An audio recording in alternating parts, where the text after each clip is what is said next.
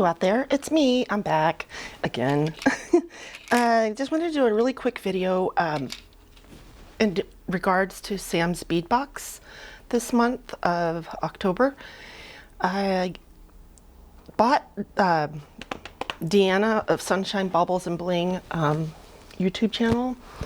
I bought her a gift subscription box this month just so she could see what it was like and she could work along with the videos and such that Sam and Sarah do, and I thought she'd have some fun. But she had a similar bead to this check pressed flower with the center drill. So it's one of those kind of like a disc shape basically, with the center drill. It's got a little bit of a concave, convex thing happening to it, a little domed shape. But it's just basically like a large he-she with petals, in my opinion, the way I view it.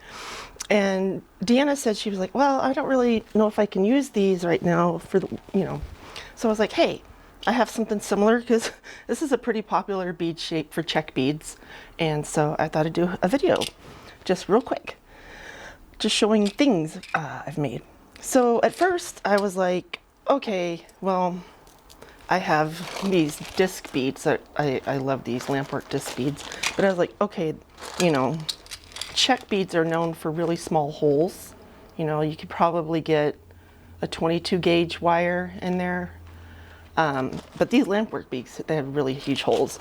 And so at first I wasn't able to find these, and I was doing a lot of examples using these, I think these are magnesite. Yeah, these are magnesite, kind of wheel shaped he-she. So here you see you can do the side wrap up it and use it flat facing you. So you could do the same here with your flower bead. You can also stack on top of the bead, like the bead itself facing you, or on top on the wire wrap. And you can also make it kind of more like a button shank and stack beads with making your own head pins or whatever head pin you prefer. And so I did, when I finally found the actual check bead, I was happy. So what the wire I'm using in these pieces, because check beads have very small holes, this is a 24 gauge wire I got years ago at a hardware store here that was closing, I think.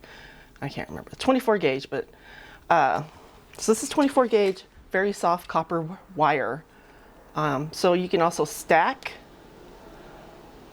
and I think that's really pretty. All I used on that was I don't know what kind of stone that is that's cut, but these are just some basic copper spacers. They're not fancy at all. So let's see, there's this, there's this, there's this.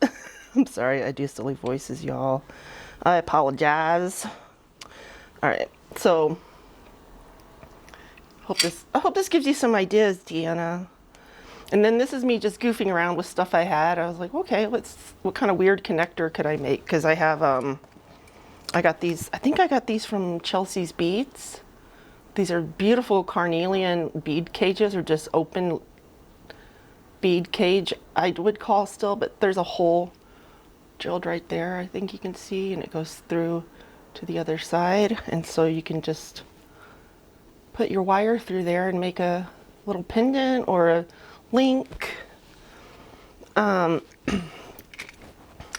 These I found like in my stash. Like I made these years ago, and then I never did anything with them. I guess I just, So those are some wheel type disc shapes being used on its side. And so I also thought you could, if you wanted to do some interesting wire wrap, you could use it. Oh, I gotta get my stuff out of the way. You could I don't know if you can see. Can you see how that's done? And then I was trying it with the actual check beads to see if it was possible with the drill hole, because the drill hole in check beads, they're very small. So I was kind of using different colored C beads. These aren't the colors I'd pick. I just thought they were easier to see what was happening. So this wire is bending back and coming out through here and over here, and then getting flattened. And so this wire is coming up here. They're getting joined together by this large seed bead here, and then going over. So I thought with the seed bead colors, you could see kind of more what's happening. It's like a weaving. But you could also do this with like maybe fire line and seed beads and make a softer bracelet.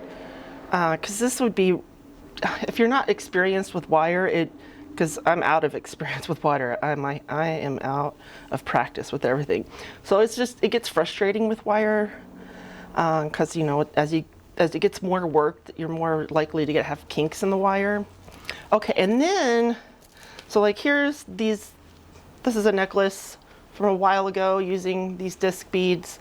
I know using these might be different, but I mean, they come in handy. I mean, this is a very old choker. I've had these beads for such a long time. Some of my favorite beads. And then I've shown this on my channel before, my goofy experimental necklace from a long time ago, but I did the kind of the button shank thing here, type thing. You see that? That's pretty much what this is.